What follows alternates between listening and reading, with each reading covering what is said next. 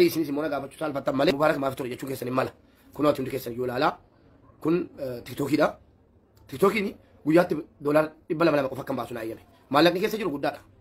Garuu guyyaatti guyyaa 8 kana jechuudha. Akkan doolaara 200 guyyaatti keessaa baasu naa eeyyame.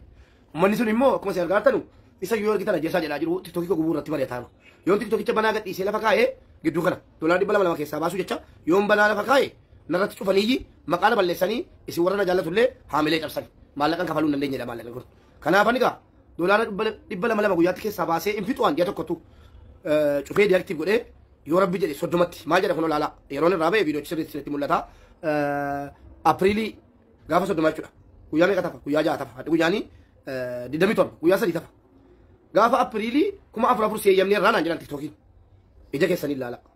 Gaafa apiriilii guyyaa 3 booda 4,400 seeyyamnee irraa naan jedhan.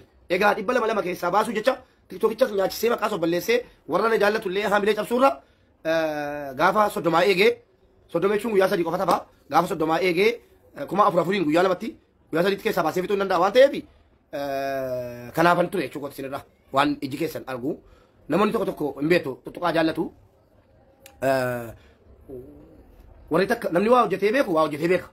Alhamdulillah waa hojjetee beeka waan ta'eef akka inni itti hawaasa keenya seef godhamee akka inni itti hawaasa keenya qaqqabu anatu beeka.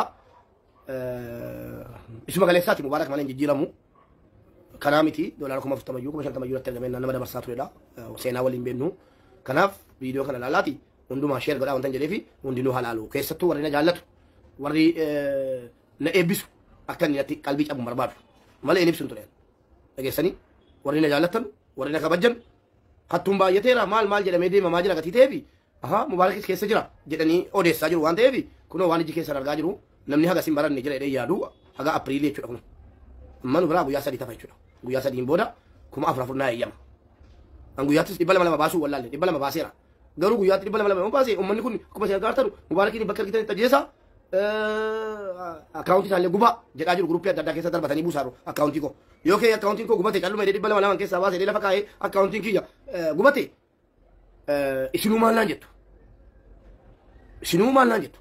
Kanaaf akka maqaan koos maqaan jaallattota kootis warri na jaallatu na kabaju kan gandummaarraa bilisaa akkasitti qubanaa qabaadhaa. Kanaafan isinirraa ture isinin jaalladhaa.